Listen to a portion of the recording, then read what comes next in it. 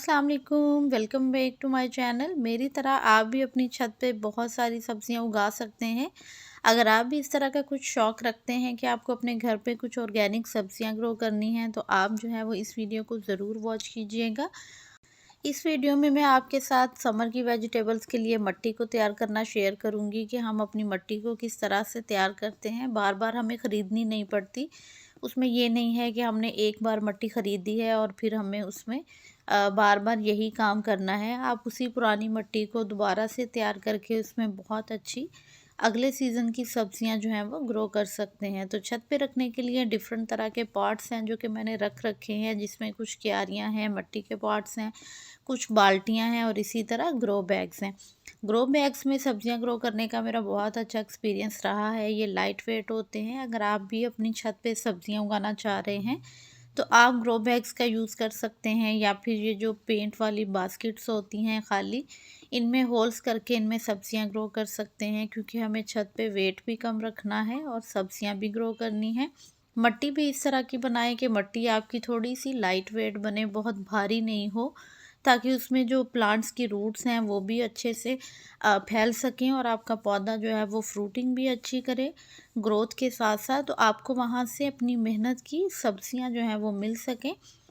तो मिट्टी तैयार करना बहुत आसान है। मैं बहुत सारी चीज़ों में नहीं जाती हूँ कि हमें ये भी डालना है वो भी डालना है।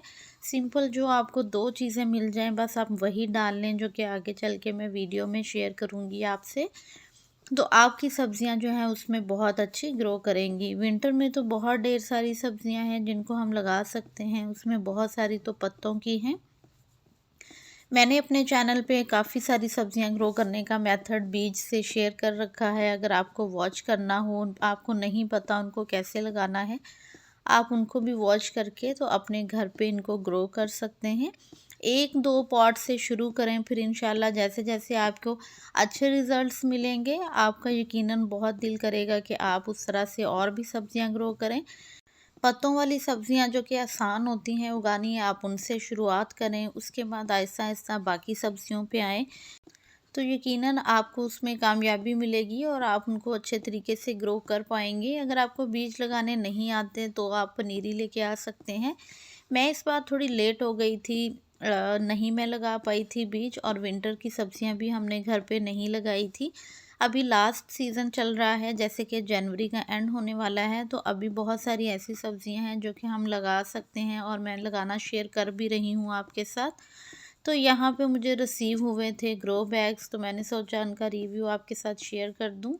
तो ये ग्रो बैग्स जो हैं बहुत अच्छे रहते हैं, लाइट वेट हैं, और इनका जो मटेरियल है वो भी बहुत अच्छा होता है। इसमें डिफरेंट वैरायटीज़ हैं। प्लस पॉइंट आपको ये मिल जाता है कि इसमें आपको डिफरेंट तरह के पॉट्स मिल जाते हैं। इस तरह से राउंड भी हैं और बिल्कुल जो पॉट्स की तरह के बने हुए होते हैं, हर साइज़ में आपको मिलेंगे। इवन कि ये दीवार के साथ स्टिक होने के लिए जो वर्टिकल गार्डन है, उस पे लगाने के लिए भी आपको पॉट्स मिल जाएंगे। आप उनको इन होल्स के साथ वहाँ पे अटैच करें और फिर उनके अंदर आप अपनी छोटी छोटी जो हर्ब्स हैं उनको ग्रो कर सकते हो, अगर आपके पास जगह नहीं है।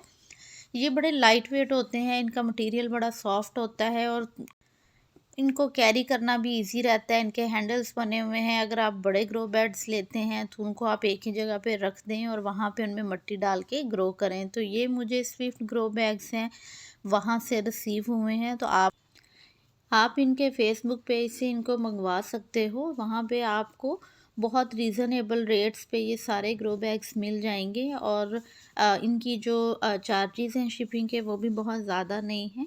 तो इनको आप हर साइज़ में अपनी छत पे जहाँ कहीं बालकनी में रखना चाहें रख के तो ग्रो कर सकते हैं। ग्रो बैग्स ने वैसे काफ़ी आसान कर दिया है हमारी गार्डनिंग को, और हमें इतने हैवी पॉट्स जो हैं वो छत पे रखने नहीं पड़ते हैं। तो इसलिए मैं तो कोशिश करती हूँ कि बीच में कुछ मैं ग्रो बैग्स भी ऐड करूँ, ताकि मेरी मिट्टी भी लाइट वेट बने और छत पे मेरे वज़न भी कम रहे। तो आपने मेरी अगर पुरानी वीडियोस देखी हों, उनमें भी मैंने इस तरह से ग्रो बैग्स में काफ़ी दफ़ा सब्जियां ग्रो की हैं और बहुत अच्छे रिजल्ट्स मिलते हैं, क्योंकि इनका साइज़ काफ़ी बड़ा होता है।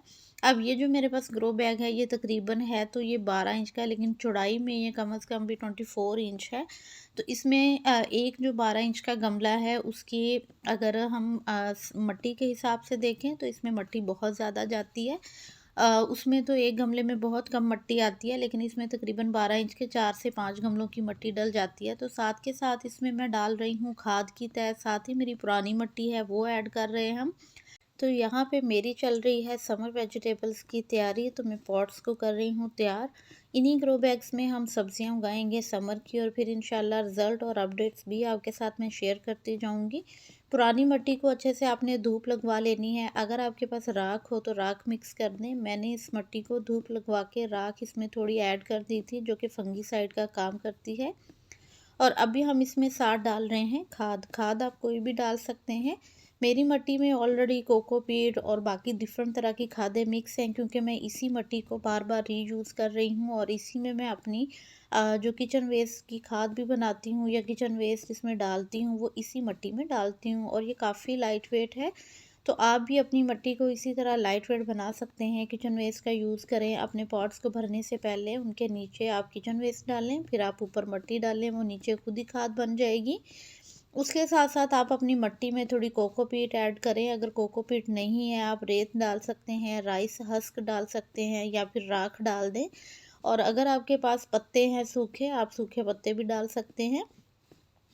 ये सारी खादें जो हैं वो टोटली ऑर्गेनिक होती हैं। आपकी मिट्टी को बहुत अच्छा जो है वो न्यूट्रिएंट्स भी मिल जाते हैं, और वो थोड़ी हल्की भी बनती है वज़न में। तो इस तरह उनमें सब्जियां भी अच्छी ग्रो करती हैं। तो मैंने अपनी मिट्टी में ऑलरेडी इतना कुछ डाल रखा है। अभी सिर्फ इनमें मैं काव डंग और राख का यूज़ करूँगी। बाकी हम जब सब्जियां लगाएंगे तो सब्जियों के साथ साथ ही इनमें फर्टिलाइज़र्स भी ऐड करते जाएंगे, ताकि हमारी जो सब्जियां हैं वो अच्छे से ग्रो कर पाएँ। फरवरी के एंड तक इंशाल्लाह कुछ बीज हम लगा लेंगे, ताकि हम जल्द से जल्द अपने प्लांट्स को ग्रो कर सकें, क्योंकि फिर बहुत ज़्यादा गर्मी हो जाती है और प्लांट्स अच्छे ग्रो नहीं करते। तो होपफुली वीडियो आपको अच्छा लगा होगा। आप भी थोड़ी बहुत जो है वो ऑर्गेनिक गार्डनिंग ज़रूर शुरू करेंगे। दुआओं में याद रखिएगा। अल्लाह हाफिज़।